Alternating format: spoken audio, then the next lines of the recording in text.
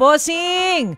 Good Hello. morning! Good morning sa lahat ng mga nakikinig at nanonood sa atin ngayon. Isang Opo. magandang umaga.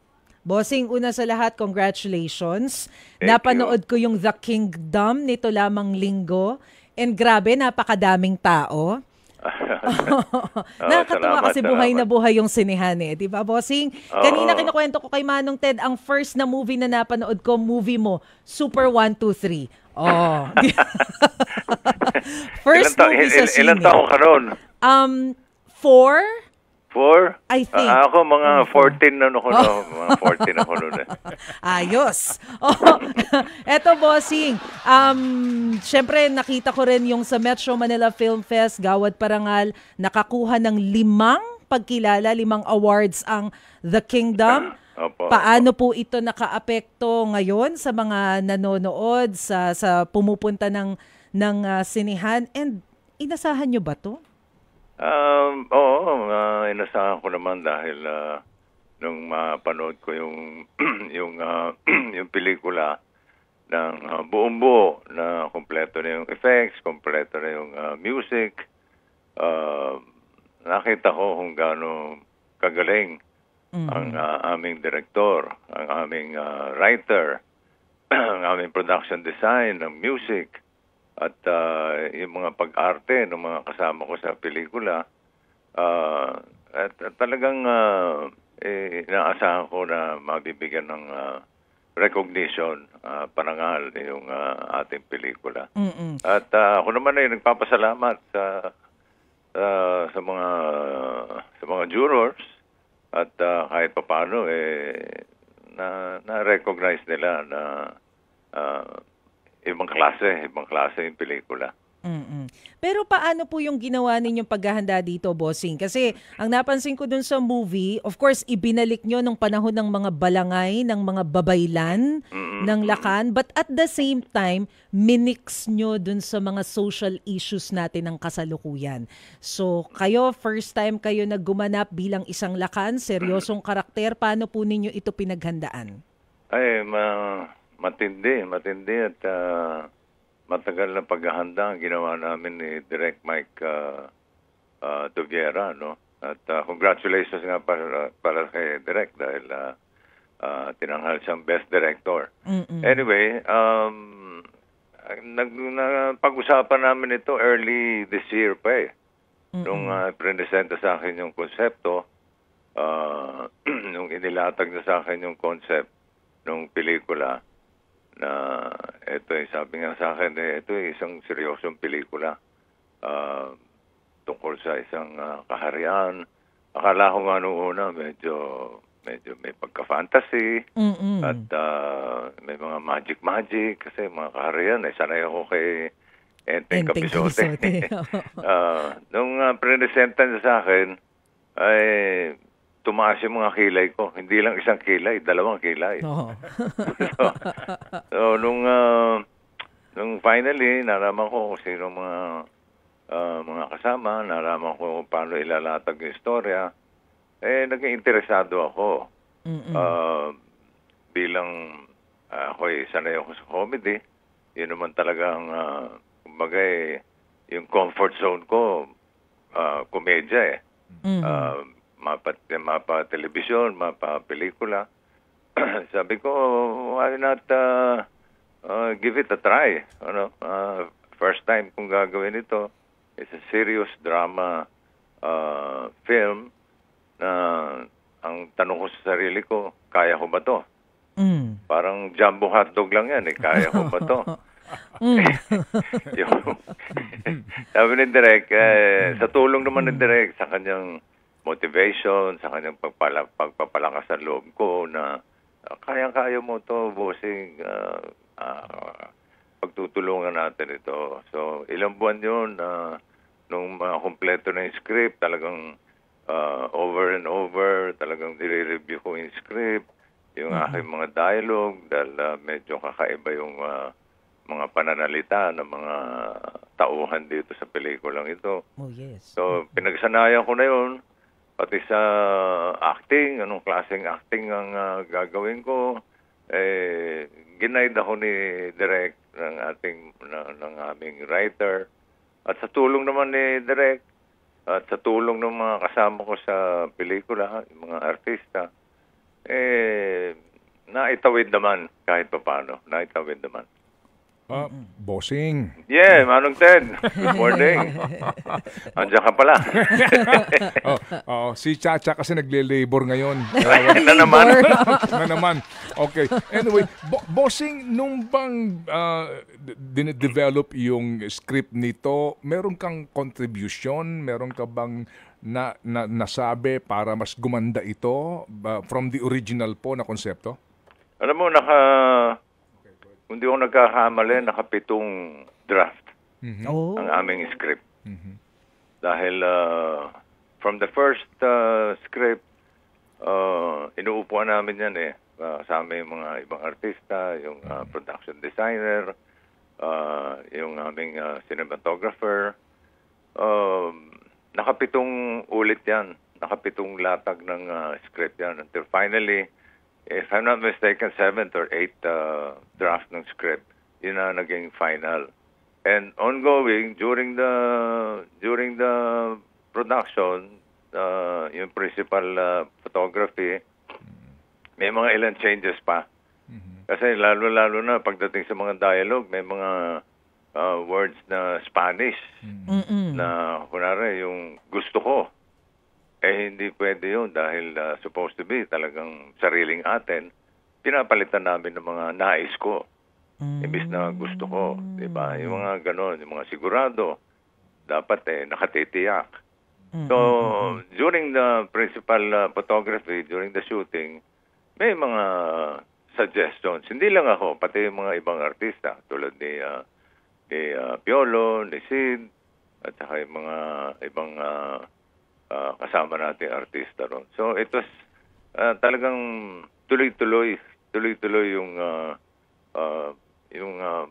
kumbaga yung paano pa mas papagandahin yung resulta ng pelikula. Pero napansin ko, Bossing, siguro isa dun sa mga highlights ng The Kingdom, yung mga fighting scenes. Kasi syempre, bihira ka namin nakikita dun na may hawak-hawak ka na sandata tapos nakikipaglaban ka. Di ko na ikukwento ng buo. Pero gaano katagal yung training na ginawa nyo dun? Yung paghawak ng sandata? Lahat? Meron kaming may coach kami, may trainer kami na magaling sa Filipino martial arts. Si Coach Jeric. Trainin niya kami, magkahiwalay kami ni Piolo. Parang once a week nagkikita kami. Pinupuntahan ako dito sa bahay. Siguro mga 3 hours yun na session. So mga 1 month yun. So once a week nagte-training kami.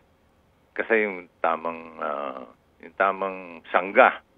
Kung paano mo sasanggahin ng Filipino style ng martial arts na ginagamit sa Hollywood tulad ng mga pelikulang Jason Bourne, mga John Wick, basta punya lang usapan.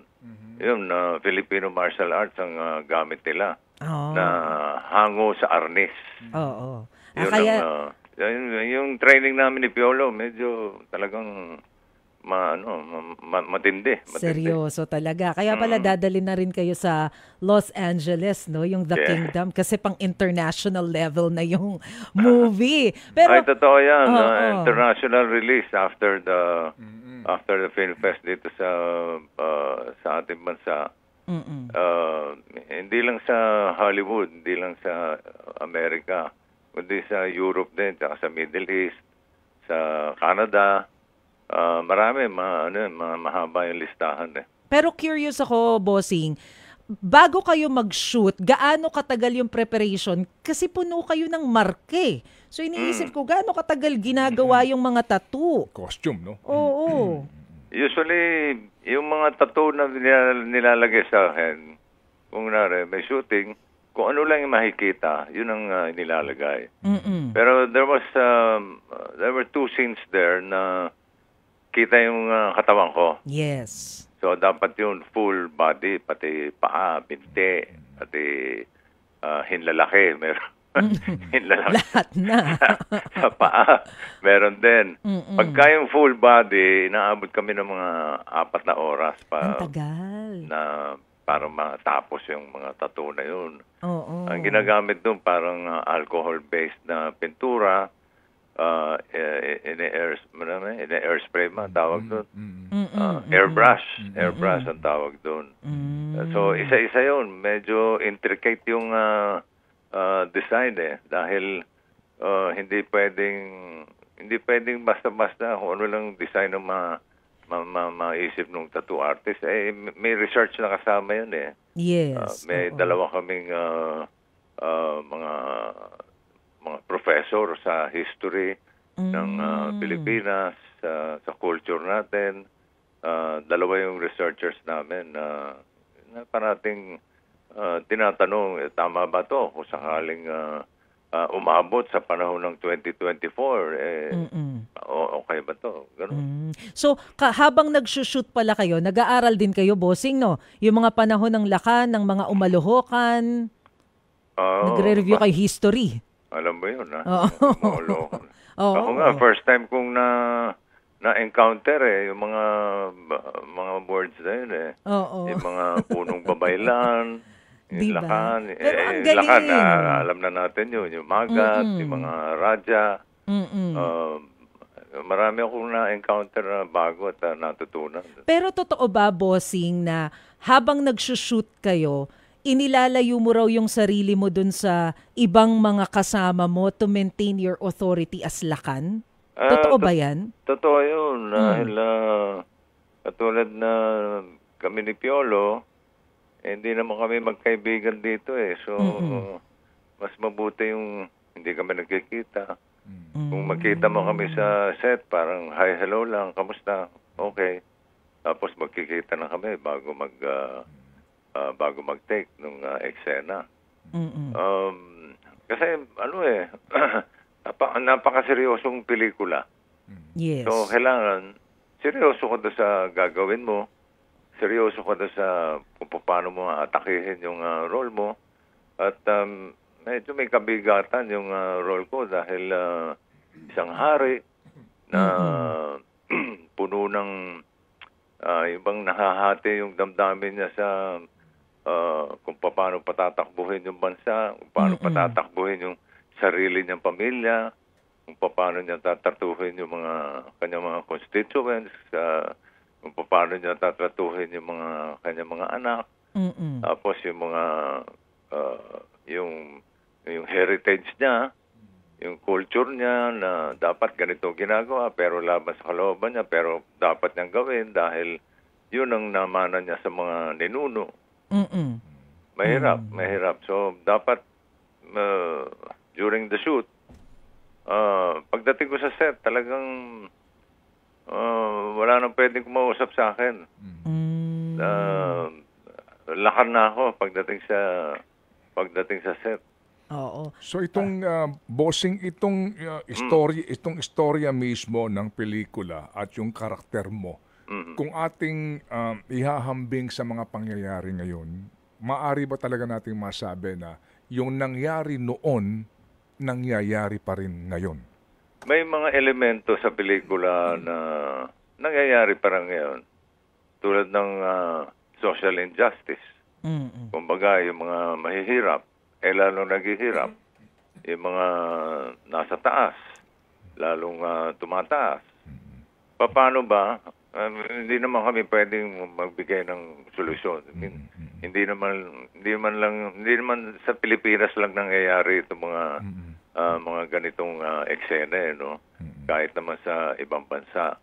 So, kumbaga, it's just a reflection of what's going on and what could have been kung tayo'y hindi nasakop ng ibang dayuhan. So, nandyan yung mga touches of like yung human rights, social injustice, and more importantly, ang tema naman ng pelikula is family drama. You know, it's more of a family drama. Yung plot na, yung story ang tinatakbuhan niya, on the side na lang yung mga reflection ng ating society ngayon. Katulad ng first scene, ito may kinalaman sa West Philippine Sea. Oo, ang ganda nun. Parang ganon. Ang ganda Parang ganon. nun. Pinakita yung in-establish yung kung gaano ka-powerful yung kaharian ng kalayaan. But more importantly, it boils down to family drama, kung sinong papalit kay Lakan dahil pagod na siya Pagod na siya, marami siyang nararamdaman na pasakit sa buhay. Mabigat na yung ginto sa kanyang ulo. Yun yung nagpapayuko sa kanya na parang dialogue ko to nagpapayuko sa kanya sa mga gawi at batas sa mga gawi at batas laban sa kanyang puso.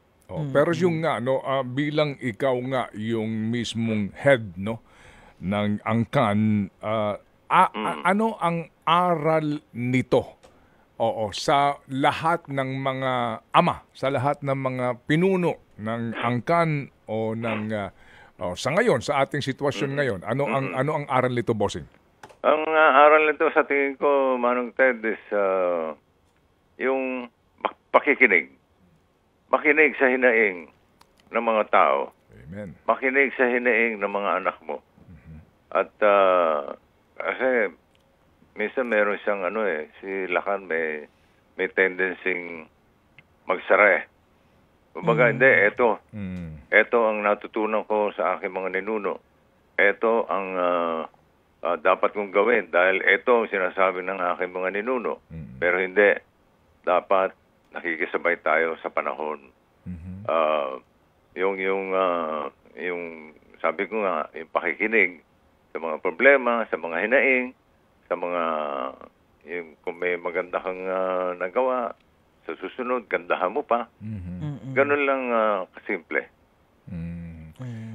Boss Vic, ang sabi ngayon ng ating mga viewers dito dahil nga sa napakaganda ng reviews ngayon ng pelikulang ito, ngayon ba meron na kayong naiisip na panibagong serious role na naman para sa iyo? Hindi man siguro sa Film Fest, kung hindi sa darating na na bago man lang matapos ang kasalukuyang papasok na taon para sa isa pang Vic Soto na seryoso ang papel. Pag-iisipan kong mabuti Manong Ted. Kukonsultahin kita. Mag-uusap tayo isang araw. Dahil yung pinagdaanan ko hindi biro. Yung ilang buwan na aming pagtatrabaho dito sa pelikulang ito, hindi biro. It took too much of my time. It took too much of my emotions. Physically, mentally, and emotionally, medyo nakaka-drain talaga siya Nakaka-drain. So, biro ko nga kay Piolo, sa susunod, gawa naman tayo ng comedy para ikaw naman ang mahirapan.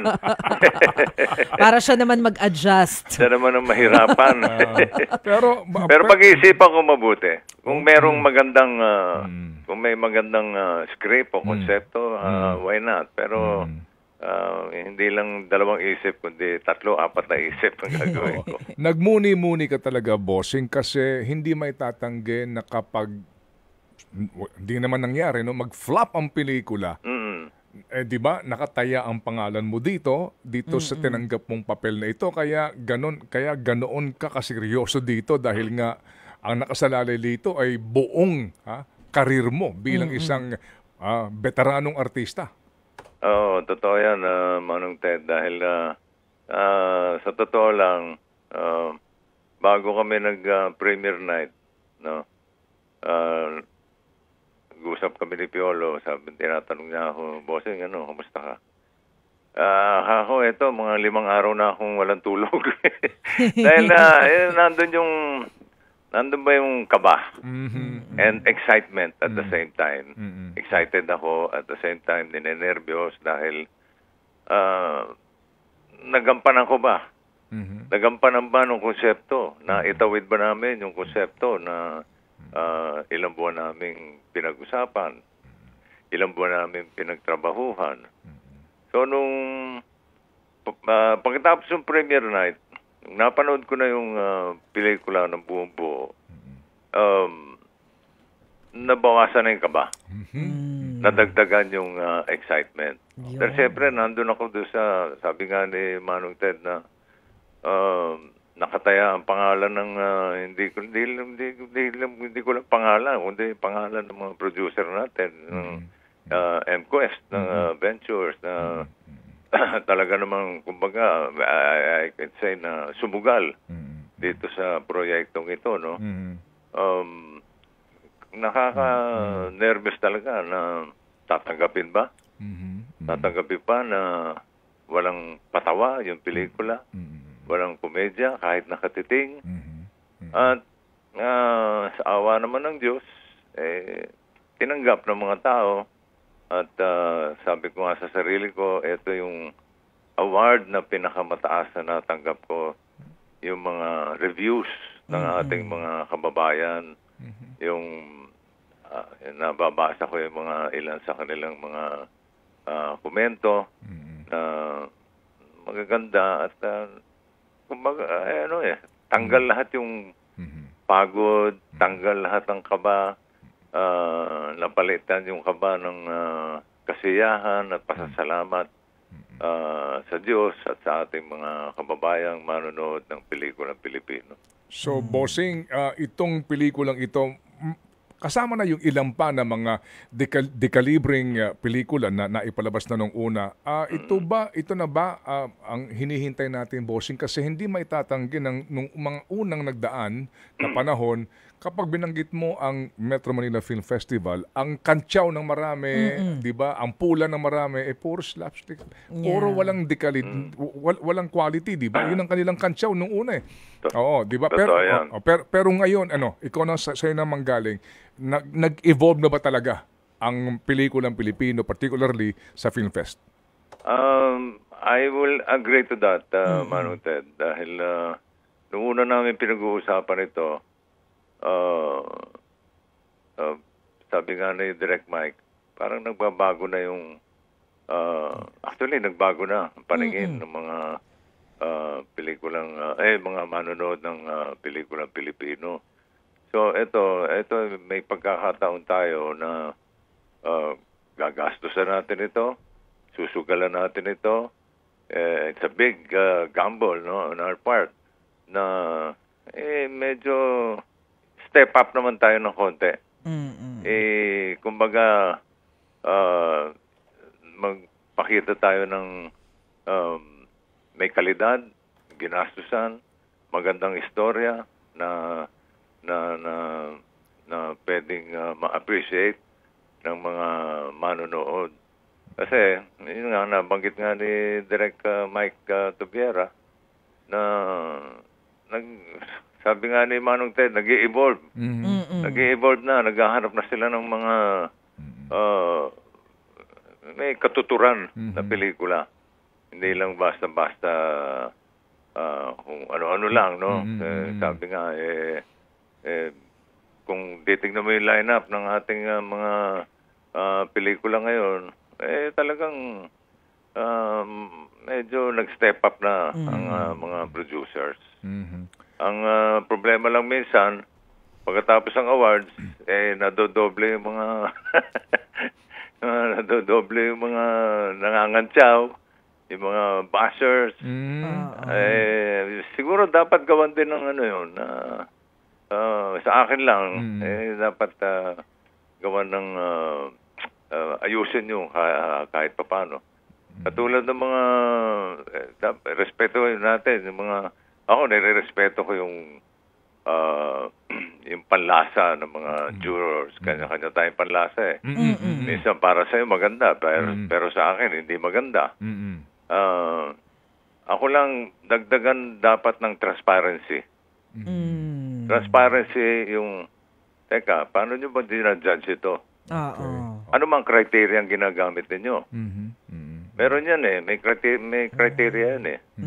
Hindi naman katulad ng Oscars yan na sila lang nung bobotohan eh, mga artista, mga producer. Meron silang college ng mga voters. Iba yung sa atin eh. So dapat siguro yung mga jurors dapat from all walks of life. Kasi minsan may mga conflict of interest eh. Juror ka pero may mga alaga ka artista. Mapapagbintangan kang bias noon. So dapat maiwasan yung mga ganung pagkakataon. So kumbaga FOI bill dapat ang Pati yun. Dapat may FOI. freedom of information. Ito mga jurors natin. Dapat from all walks of life. May teacher, may doktor, may mga movie enthusiasts, may mga critics, may mga galing, may janitor, may academe, lahat na. May academe, may mga professor, may ganito. Tapos pakilala mo, eto ang criteria ang gagamitin para matahimik yung mga yung mga ibang kumukontra. Transparency. Oo nga. No? Ay, bossing, bago ka namin pakawalan, pahabol. Wag na, tuloy na natin to hanggang bukas. Kaso maubos yung oras eh. Marami pa nga sana akong tanong eh. Hindi, pahabol, may part 2 ba? Para kasi may cliffhanger dun sa last part, Manong Ted. Meron may patikim May patikim eh. Parang John Wick 2. Medyo may question mark sa dulo. Yun nga eh. Yung part 2, abangan ninyo ang susunod na kabanata ng kaharian ng kalayaan. Ayun. Sige. So, Bossing Vic, kasi nga, ang producer nito, di ba, ang MQuest, no? Sugal nga ito kasi, Boss Vic, di ba? Totoo. So, ano ang iyong masasabi sa lahat na nagtulong-tulong para mabuo ang dekalibreng pelikulang ito at sa lahat ng tumangkilik na at tatangkilik pa sa pelikulang ito? Go ahead, Bossing. Una sa lahat, salamat sa Diyos. Siya yung nakatataas sa direktor ng ating Amen. Ng ating kapalaran, kay Bathala. Salamat sa MQuest Ventures, APT, APT Productions, sa lahat sa aming direktor, sa lahat na nagtulong-tulong, sa aming mga writers, sa staff, sa crew, hanggang sa tiga-timpla ng kape. Maraming salamat at ako'y buong pusong sumasaludo sa magandang produktong na gawa ninyo. Ako nga, sa totoo lang, Manong Ted, nung pinapanood ko yung pelikula, feeling ko amateur ako doon sa mga kasama ko eh. Dahil ang gagaling nila. Ang galing ni Piolo, ni Sid Lucero, ni Christine Reyes, ni Sue Ramirez, at lahat ng mga supporting actors and actresses namin. Sila Ruby Ruiz, gagaling sila lahat. Ang aming cinematographer, si Shane Sarte, napakagaling. Kaya sa aming production designer, maraming salamat sa lahat ng tumulong, sa lahat ng nanood, sa lahat ng nagbigay ng magandang review. Maraming salamat po mula sa puso ng Lakan. Thank you very much.